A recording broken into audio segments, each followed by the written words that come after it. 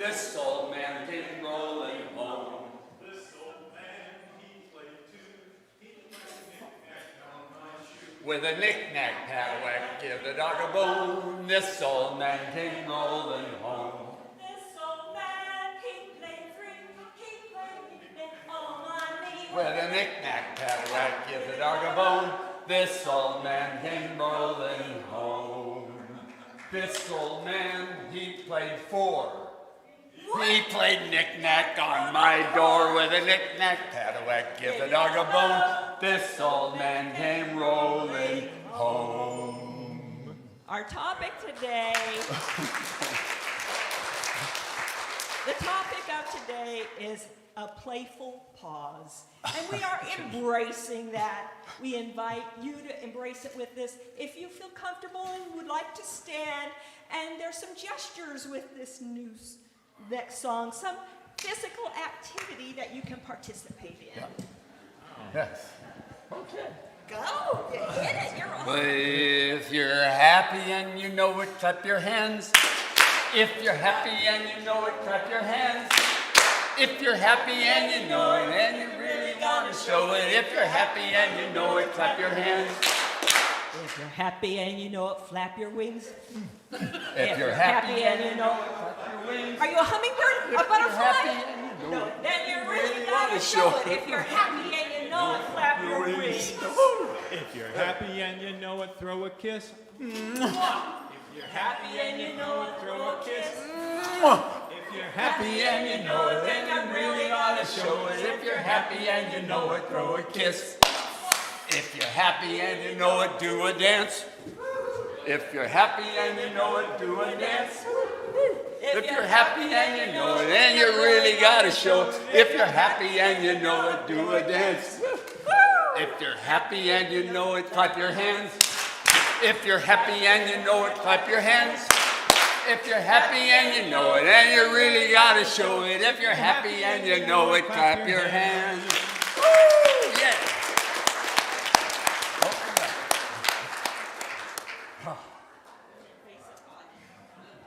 Oh my God, that was awesome, awesome, awesome. Okay, great. Welcome everyone, welcome, welcome. And I see we have some children here, how exciting. Because we have our children's program up and running again, so we're excited about that. I'm Reverend Dr. Mary Mitchell. I'm staff minister now, happy. And Reverend Sue is doing a retreat up in the San Juan Islands with Dr. Andrea's congregation. Wouldn't it be nice? I bet there's no smoke up there. I just bet, I hope. So anyway, we want to welcome the children up, and if you'd like to come up, we'll sing you out to your teachers. Would they like to come up? Come on up. We'll sing to them anyway. Come on. Oh, here they come. Oh, good. Hi, welcome. So God. I want you in my arms. You are a part of me. You are the face of God. You are the face of God. I hold you in my arms. You are a part of me. You are the face of God. You are the face of God. So I hold you in my arms. You are a part of me. You are the face of God. How exciting, how exciting. Thank you. Thank you. Well, you know, the topic today is a playful pause, and we were just talking about it, like, how do you do a talk on that? So we'll find out, won't we, Andy? And that was a great way to open it up. Thank you. We didn't do a wave. Lindy, should we do that? If everyone turns around and we greet everyone out there in the internet world who's watching and saying hello, glad you're here with us in one way, shape, or form.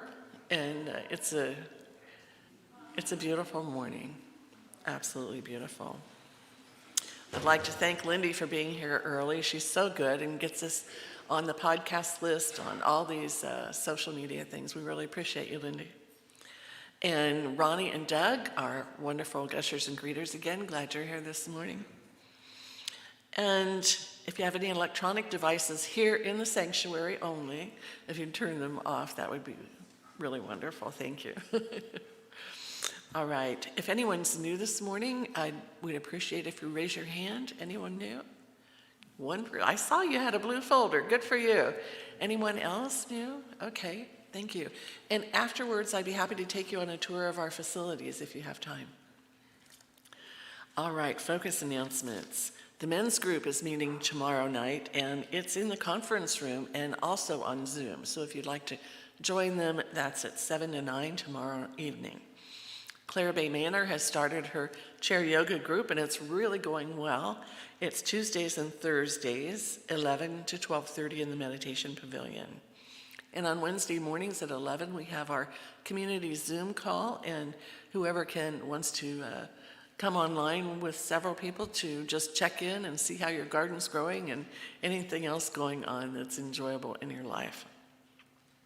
Landscape Save-A-Day is next Saturday from 8:30 to noon, and led by Diana Wolfstead and Charlie Bourne. And if you're interested in doing any yard work around here, we really appreciate it. You know, I was walking around this morning, and there's more beauty bark on the sidewalk than I've ever seen, and it's the turkeys. They get in there and scratch, and I was going to get a broom, but I ran out of time. But anyway, if you'd be interested in helping keep everything in order, it would be greatly appreciated. On Tuesday evenings from 7 to 8, Reverend Sue does prayers and meditations of Yogananda, and everyone's welcome to those. And then SOAR, our Spirit of Adventure group, Saturday, August 21st, for a walk back in time at Whiskeytown's Historic Tower District, and one of the rangers will be there to take you on a tour. So that sounds like a really, really fun thing to do. All right. So we have our reading this morning. Craig's going to be doing that. Thank you, Craig.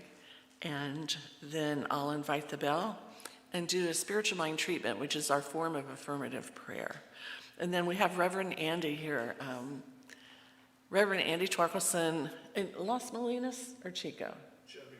Chico now. Okay. Previous minister, senior minister at the Paradise Center for Spiritual Living that was lost in the fire. And we love having him here. He's got a fresh view on things and some stories that always just warm your heart. So we'll hear from him, and then we'll have some music. Okay, so reading, please.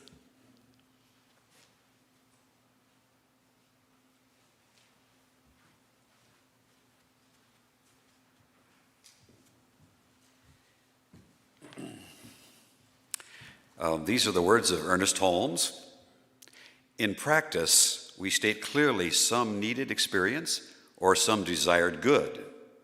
And after using whatever words will bring conviction to our thoughts, we pause and we try to realize the presence of the all-powerful from which every special good comes, thus adding spirit to the letter of the law.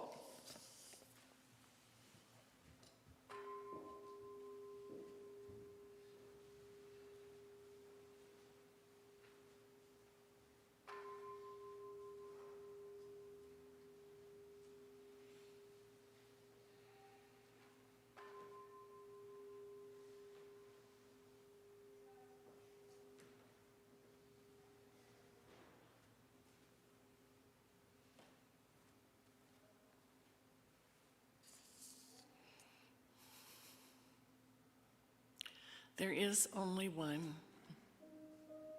one energy throughout this universe. Some scientists call it the field. It's a field of energy that continues to expand and grow. And everything within it, created by that universal energy that we call God, Father. My favorite is infinite intelligence. that brought it all together out of a sense of love, the energy of love, not necessarily the word love at the beginning of the universe, but out of that energy that we call love. When we let that energy flow through us to other people, there can be this playful pause, sharing the love of God with others, sharing the joy of being alive, the excitement of seeing fresh flowers, eating fruit from a garden, just enjoying a smokeless sky. As we play in life, we enliven others to see that the spiritual path is not dull. Maybe challenging, but it's not dull. And the more we play and enjoy it with each other and continue learning about the depth of the knowledge in the universe, we cherish each day. Each day is new. So I'm so grateful at all the opportunities in life. Grateful for this center where we can continue to learn with all the new classes coming up. Grateful to be alive and part of it. And so with that, I know that is the fullness of life right now. And it is beautiful. And so it is. Reverend Andy, so glad to have you.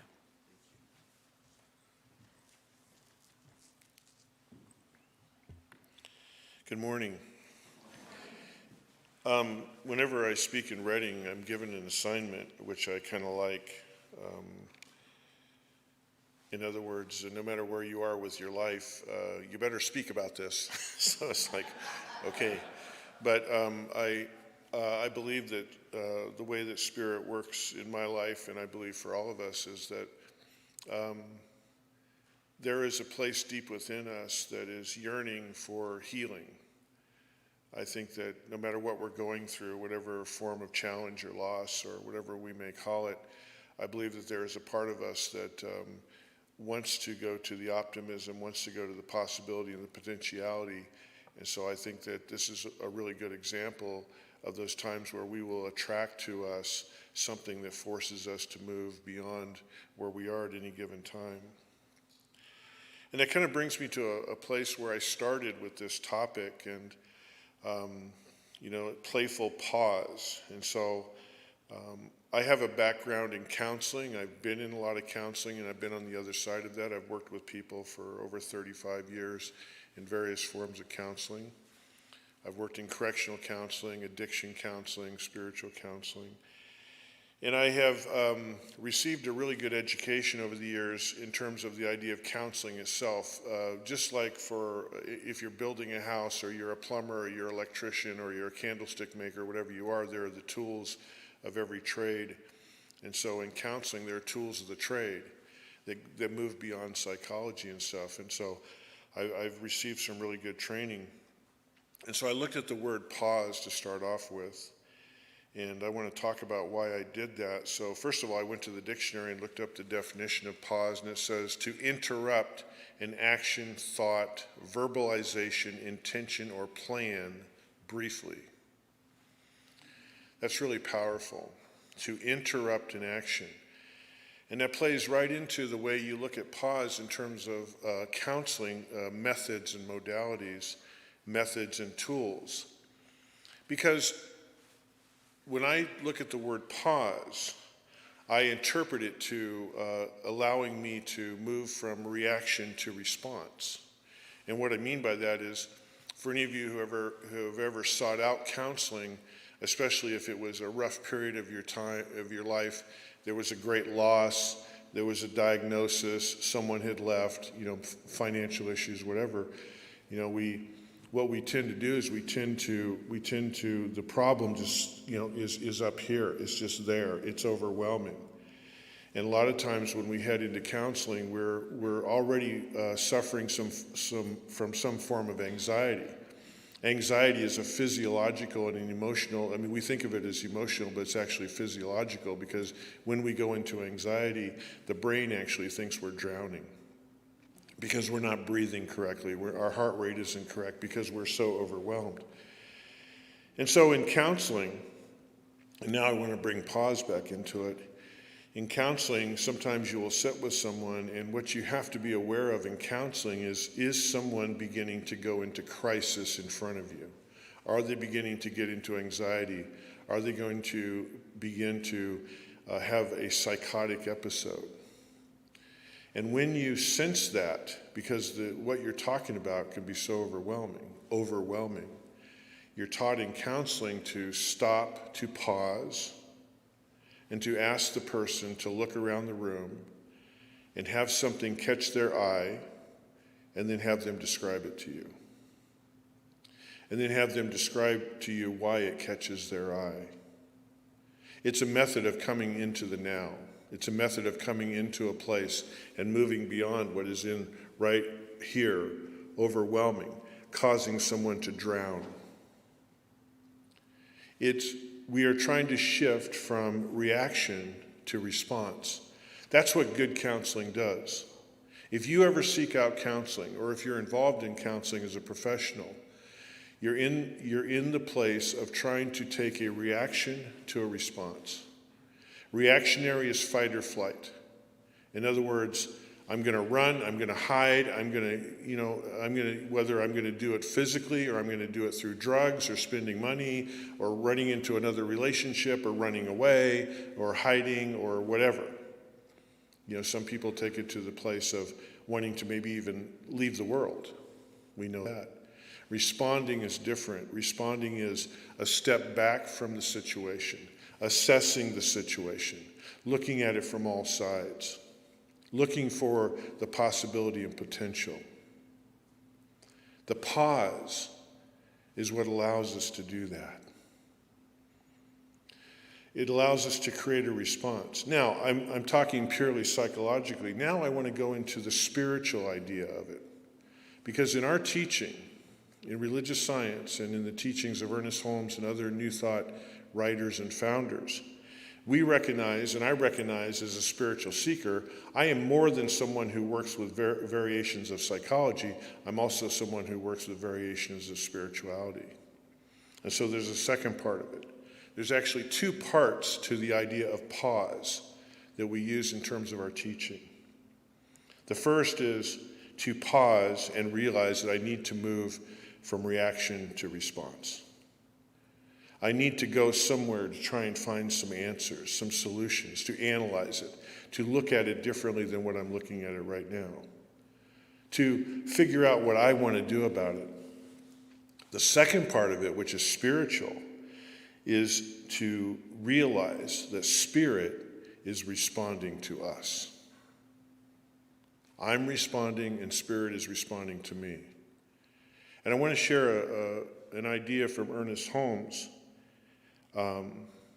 when he says, first of all, he says, the law is available and responsive to each and all. The law is, and when he says law, he's talking about God, spirit, whatever you want to call it, a different answer, a way forward. The law is available and responsive to each and all. But see, I can't see that. I can't see that if I'm coming to it from a place of fight or flight or a place of reaction. And so this is where in spiritual practice, for example, if you notice the service today, you come in talking, laughing, getting to know each other, or meeting each other, or making plans for lunch, or whatever you're going to do. Or maybe you talk to someone, oh, God, I had a rough week, or what about this smoke, or what about this COVID, and all that kind of stuff. And we come in, we have a seat, right? A little bit of music is playing. Someone like Mary comes forward, nice, calm voice, begins to bring us into a new space. The music is wonderful. The musicians are wonderful. They take us into a playful place. The shift is beginning to happen. That's the way services are designed. I don't care what religion you are. It's the same thing. Some religions from history, that created cathedrals. Those cathedrals were so over the top and filled with stained glass and angels. And in some cases, the interior would go up stories and open up, and you would come in. And so I've got my little handful of problems. I've got a job problem. I got a relationship problem. I got a bad diagnosis. I got smoke in the air. I got COVID. I got whatever I got. I walk in. I'm holding on to this, and then suddenly the experience opens me up. There is a shift. Very often in spirituality, especially metaphysics, we call it a shift. A shift has to happen to move from reaction to response. Now I'm looking at the potential of spirit. And maybe the inside of that cathedral is gorgeous, or maybe the music is gorgeous, or the prayer is gorgeous, or the words are soothing, or it's welcoming. The shift begins to happen. I was thinking about this recently. A few years ago, I had amassed this incredible collection of daily kinds of books, and I think there's some of you who may be into them too. You know, the 365 Dalai Lama, or you know, the collection of the daily things from religious science, or Hinduism, or Buddhism, or Native American, or you know, whatever it is. And we wake up and we read the thing, and it gets us thinking. And I was way into that. I had collections of them, and I like to kind of reach into the mess that I had, a big pile of them, and just kind of reach one, and I would feel led. And I had this one that was very Native American based, and I don't remember the name of it. I think it was called In Their Words or something like that, and it was a book of Native American elder quotes, leadership quotes, spiritual leaders and chiefs and those kinds of people from antiquity, going back in the 19th century. And in the introduction to the book said that basically in the Library of Congress there are quotes from all kinds of Native Americans who were still living the way that they had lived historically when America started to move west with Manifest Destiny and all that. Someone in the government was smart enough to send a bunch of people out there and say, go find an Indian tribe and go get to know them and talk to them.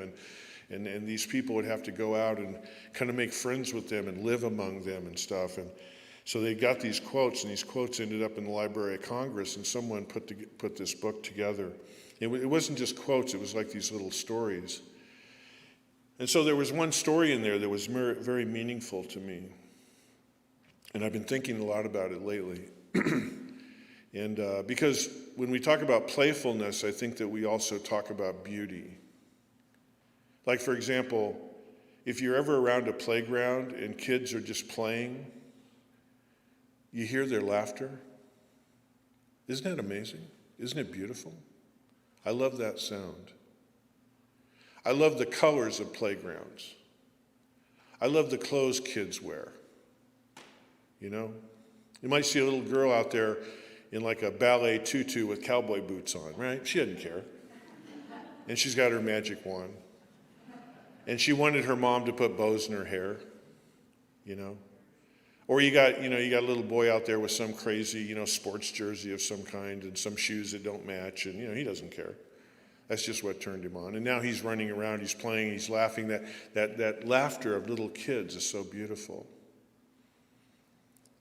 So there's a story that was related in this book about, and in order to really think about this story, so let's put it in the context. When you look at hunter-gatherer cultures, that was a really tough way to live.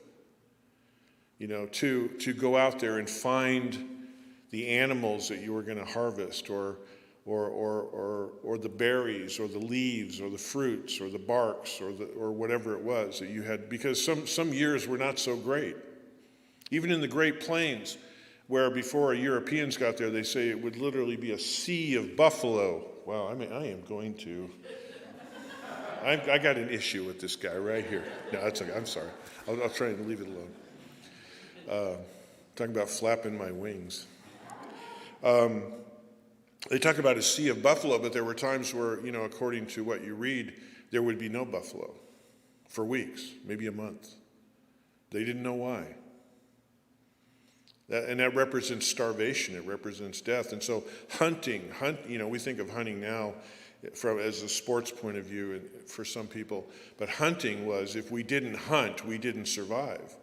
And so people would go on hunting parties, and they were serious. My children and my loved ones back there, they are not going to make it if we don't do something. And so there was this wonderful reading there. So they would talk about on hunting parties, they would go out and they would spend days out there, and they would tell their loved ones, you're not going to see us until we come back with something. So they didn't even know how long they'd be out there. And there was this one piece that said, whenever we're on a hunting party and suddenly we see a beautiful sunrise or a waterfall, or we're looking down at a valley below from an expanded point of view, and each of us in the party would just stop and look. We would sit down and we would enjoy this as a gift from the Creator. I love that, the pause. It's a reminder. And when you get into the prayer work of this philosophy, the formula that we talk about in the prayer work in order to shift our consciousness begins with a phrase, God is. That's it. God is. I walk around in all the smoke, I walk around in all the COVID, I walk around in all the whatever. God is.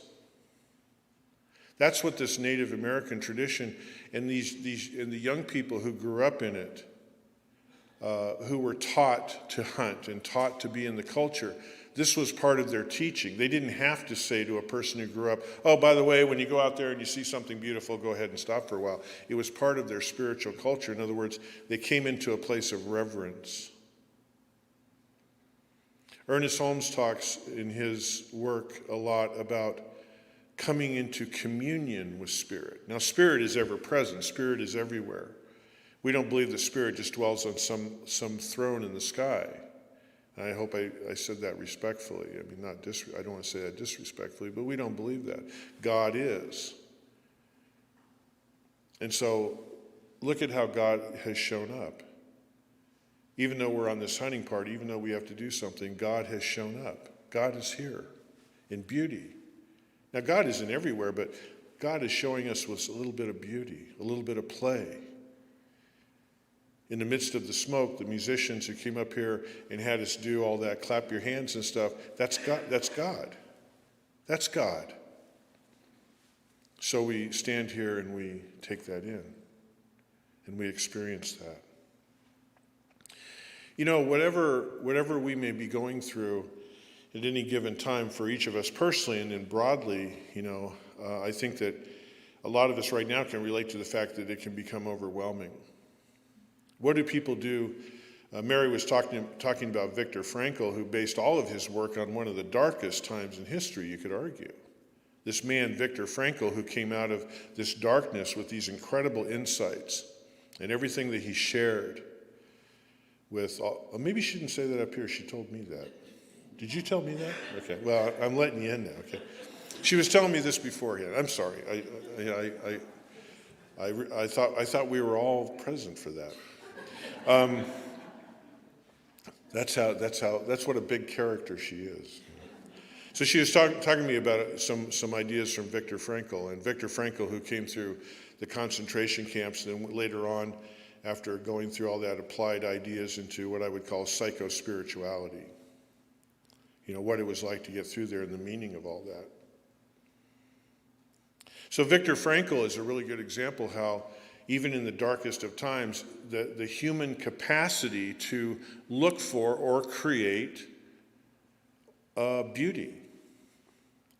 So this week I was digging around and looking at some things around one of the darkest times in American history, which was the Civil War period.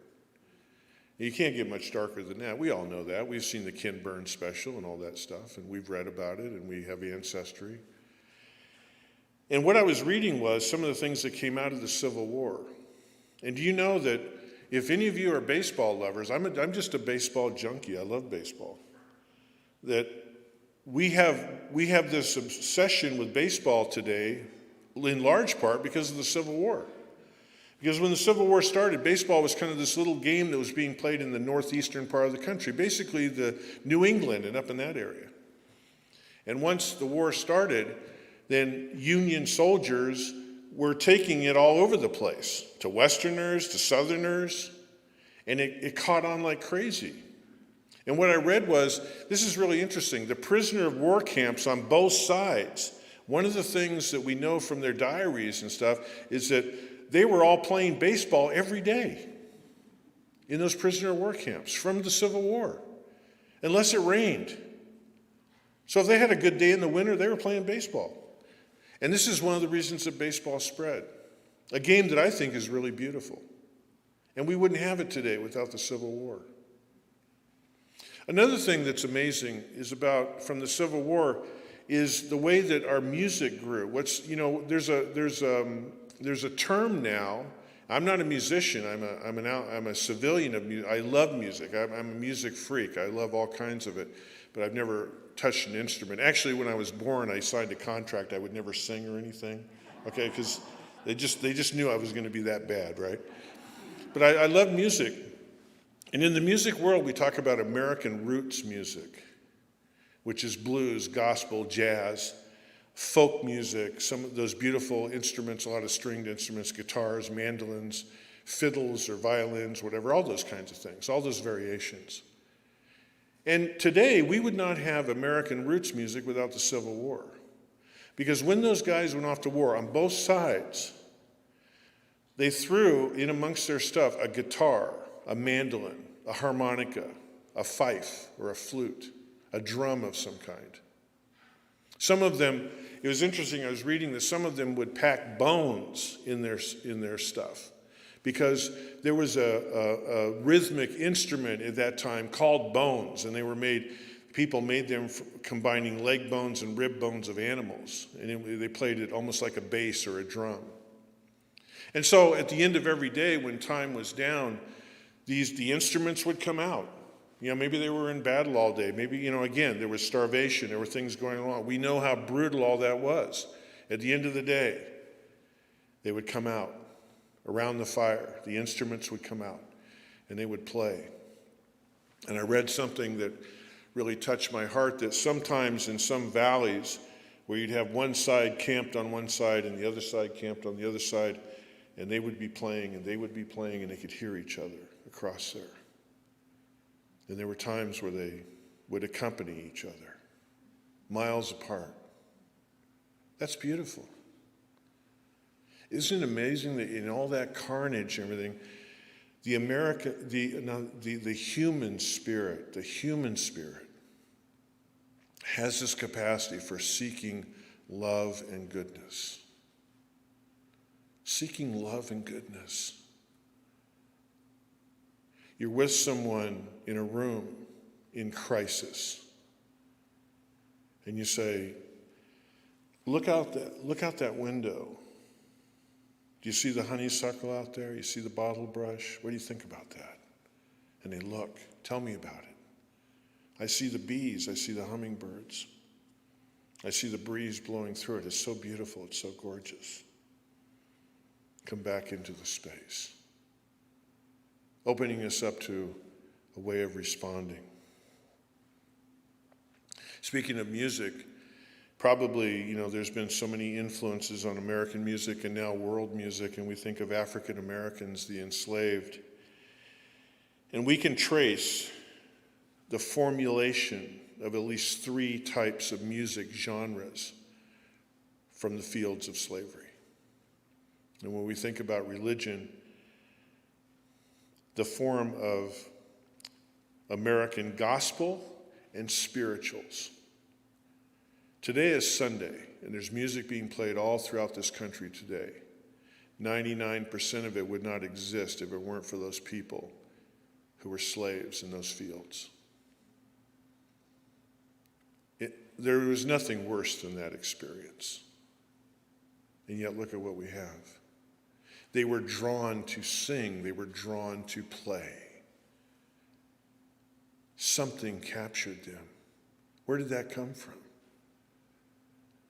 Spirit, God, that place that's dialed into us. And I want to close with an observation about this morning because I want to talk about rainbows for a moment. And I did some poking around this week on the internet and stuff, and I found that there is not a single religious or philosophical tradition that does not have ideas about rainbows. Rainbows have captured human beings for, I guess, millions of years. Today, recently, and this is still going on, if you're a person who is gay, if you're LGBTQ, that's tough. We go back in our country to the Stonewall riots and all those things. I worked with a man when I was at the Center for Spiritual Living in Paradise who came to me quite often. He was an older gentleman. He had been gay in Southern California, running around Hollywood and Sunset Boulevard, and he described to me what it was like to be pulled out of these bars and to be beaten by police officers and thrown in jail and all that stuff for being gay. That's something that we're all pretty aware of.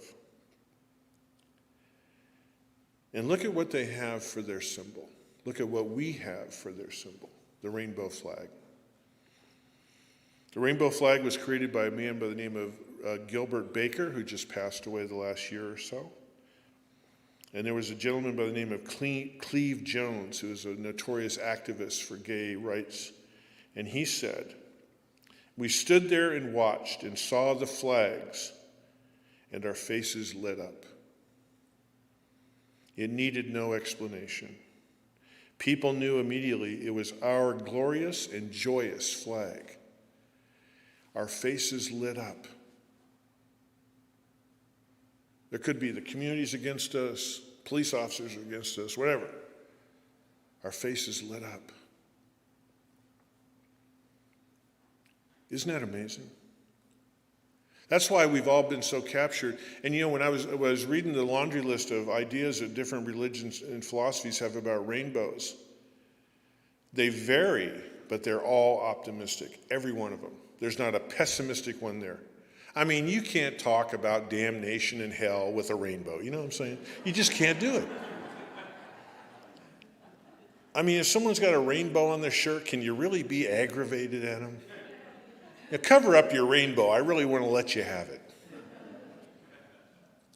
I remember I was in the Paradise Fire and lost everything. And then I went on my journey, and my wife Judy and I, we went on our journey and everything. And I don't know if you guys remember, but a couple weeks after that fire was a really heavy rainstorm came into Northern California. And I was kind of running around between Chico, Las Molinas, and the Redding area nonstop because I was taking a weekly class in Redding for a certification I was after. I was living in Las Molinas. I was working in Chico. I was going around. So if you think about that, I was kind of running all over the Sacramento River a lot, different ways. And this one day, and I was just tired. I was emotional. I was, living in a camping trailer in Las Molinas, all that stuff. And I was heading from, I think, Redding back towards Las Molinas or Chico or something. And I was somewhere along the Sacramento River. And that rainstorm had been coming through the area. And there was a break. And the sun was coming down. And there was a lot of moisture in the air. And right over the Sacramento River was a rainbow. And Cleve Jones said, "And our faces lit up." My face lit up. I couldn't help it. I didn't want to. I really wanted to be miserable. But I couldn't help it. Thank you, Spirit. And I felt like and my mind went back to the Native Americans who would stop in the midst of everything. Yeah, we haven't seen a buffalo for 3 weeks. Oh my God, look at the rainbow. Oh my God. Look at the flowers, the pause of joy, the pause of play. And it's so wonderful because it's dialed in. And our pause can be an opening to respond to Spirit responding to me. Respond to Spirit responding to you, if that makes sense. On that rainbow bridge. Okay. So I'd like to ask you to join me in prayer, if you would. As we come together this morning, I want to say first and foremost, God is all there is. God is all there is. I know one thing, God. God of the flowers, God of the rainbows. God of the music. The God that wells up within me to create the clapping of my hands, to create the dancing of my feet, to create for me the ability to sing when nobody else is around, like for miles. Sing. And God is there. And today, in the midst of the smoke and COVID and whatever else we have going on, God is. God is. And God is just sitting there waiting for us to see it. And so today we open up to God. We respond to God as God responds to us. And because God is always responding, then that means we should be responding as well. In order to be happy and joyous and open. I celebrate the meanings of the rainbow, the universal meaning of the rainbow. It just makes our face light up. That's all it does. Isn't that wonderful? Isn't that amazing? And so in my gratitude for this, I let my word go, knowing that it's so. And so it is. Thank you very much, Israel.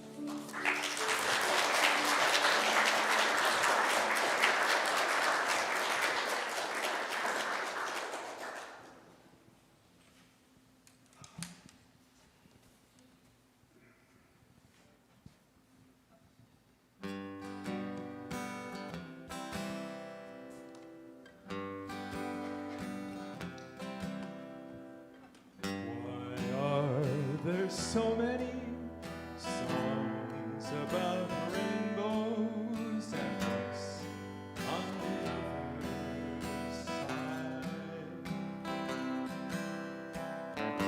Rainbows are visions, but only illusions, and rainbows have nothing to hide.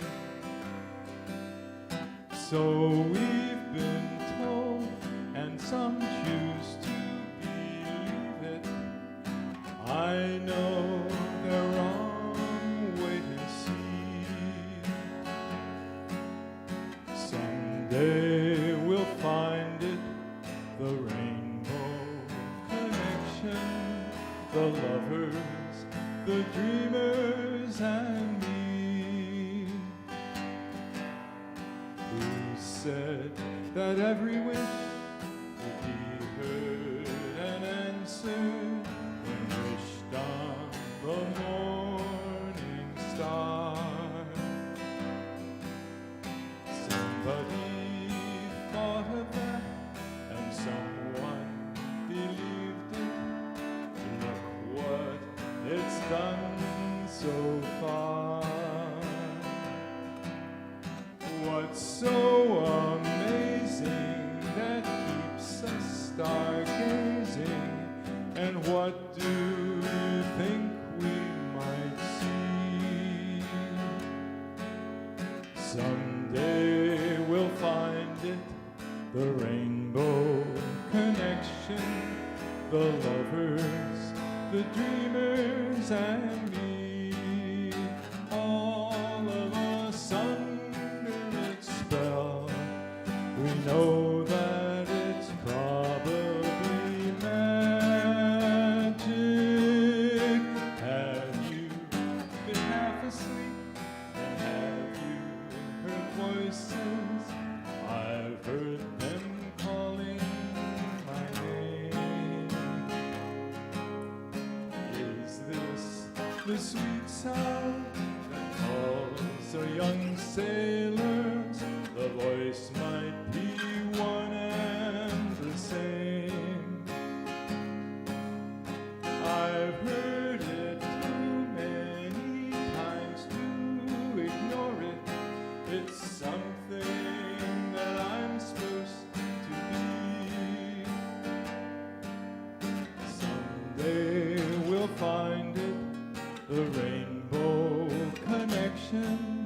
the lovers, the dreamers, and me.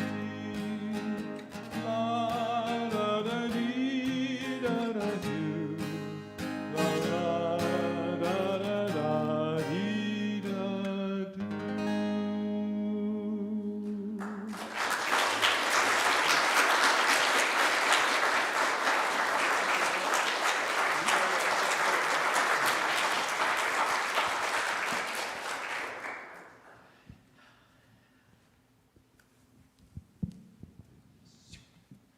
This is a blessed Sunday, isn't it? Oh my gosh. Thank you so much. And the connection. Now, did you tell them you... Huh? You worked it out. That was beautiful. And let me kind of follow up on Viktor Frankl, if you don't mind. A couple of months ago, Craig Boyer said, Mary, you ought to, since you're retired, why don't you come and do a radio show on KKRN? And I thought, oh, I'll have plenty of time. And I thought about it, and I thought, you know, it's my library, my books, so I'm going to do a show on my books, my favorite books. And we've been doing it, and I just love it. Because I pair two books. I pull two books off my bookshelf that kind of relate to one another. And then I read the highlights, talk about the highlights. And the one I just did it's titled Finding Peace and Balance. And I have this wonderful book on the Jedi Code from Star Wars on finding peace and balance. And the gal who wrote it, it's just really a great little book. And then I thought, Viktor Frankl, in a concentration camp, found peace and balance. And they're so different, but very compelling. And in the end, you get the Star Wars version, but then also a version of finding peace and balance when you have no hope, and the only thing you have is your mind and thinking about your family and how life used to be and how peaceful you can get just from that. Anyway, it was a great show, wasn't it, Craig? So anyway, I'm having a lot of fun with that. All right, let's finish this up because we have an affirmation, and it's, let's see which one. Oh yes, the offering affirmation, because we'll be doing the offering and we're doing it with real baskets again and real ushers and greeters, and so it's kind of fun. The first time we did this, what was it, 3 weeks ago, it was just 10 people going all different directions, passing baskets twice to people. Anyway, it was pretty funny. But Doug and Ronnie got it all together, and we're organized now. So please repeat after me. Gratefully I give with an attitude of abundance. Gratefully I give with an attitude of abundance. For I know as I give, I do receive. For I know as I give, I do receive. There we are. So you're going to play for this? Oh, wonderful. All right. You just can't stop us. No, little bumper music here. Oh, love is something if you give it away. You give it away. Give it away. Love is something if you give it away. You end up having more.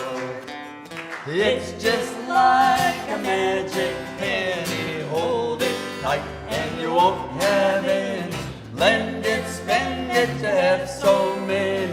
They roll all over the floor. For love is something if you give it away. Give it away. Give it away. Love is something if you give it away. You end up having more. Money's dandy and we like to use it. Love is better if you don't refuse it. It's a treasure and you'll never lose it unless you lock up your door. For love is something if you give it away. Give it away. Give it away. Love is something if you give it away. You end up having more. So let's go dance until the break of day.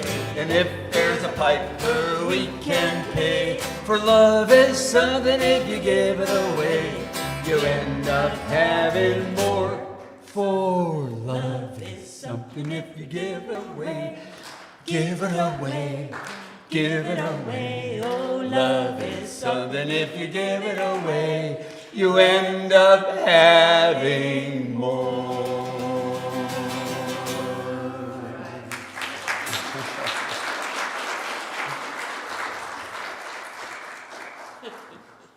I love that song. That is so beautiful.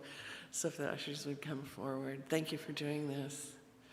Thank you, everyone, for your donations to the center and all of those out in internet land that push the donate button on the website or bring in checks or put it in the mail. We have a new address now. We have a P.O. box, by the way.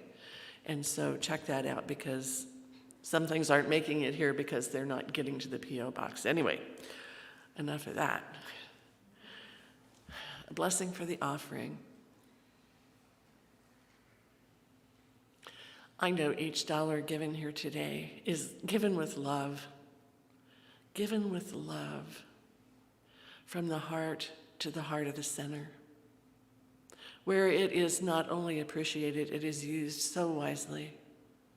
And it expands our outreach into the community, into the greater world in so many ways. From your heart to our heart, and our heart to your heart. It's a circle, just like a penny, coming back and giving us all more. So thank you, Spirit, for the ability of everyone here and in internet land to contribute to this center. As we move forward, we are fully reopened and offering an array of wonderful educational programs for all of us who are lifelong learners. We are grateful we can do this, and we all do it with love, and so it is. Thank you, ushers. We really appreciate that. All right. We have our practitioner affirmation, and I'll be available for prayer afterwards. And so if you would repeat after me, there is only one life. That life is God's life. That life is God's life. That life is perfect. That life is perfect. And that life is my life now.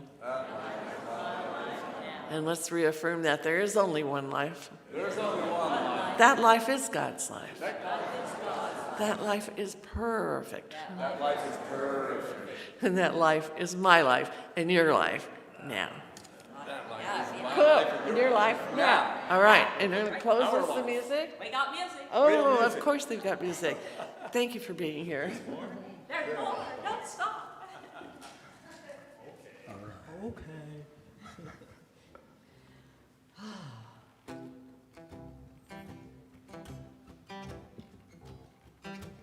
There is a light Light. inside of your sister, and I don't know if you know there's a light that is so bright.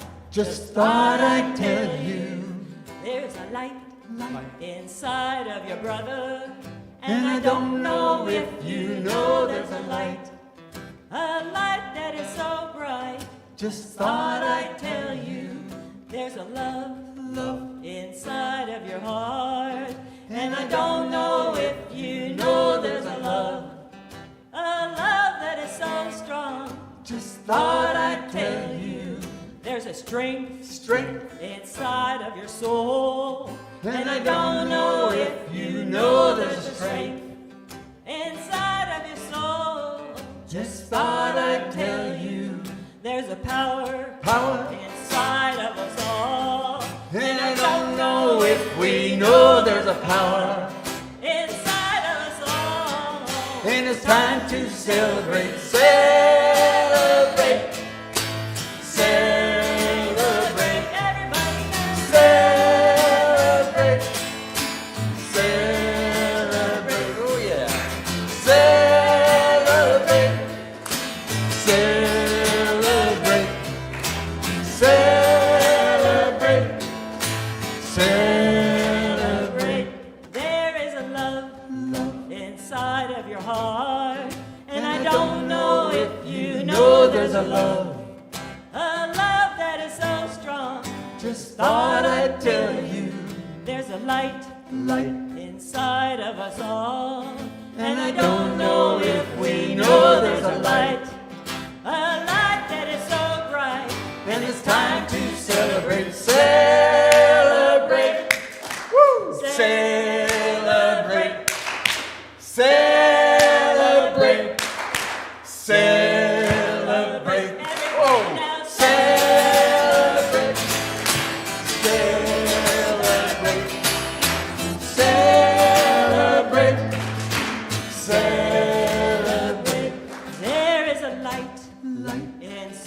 love us all. And I don't know if you know there's a light that is so bright. Just thought I'd tell you.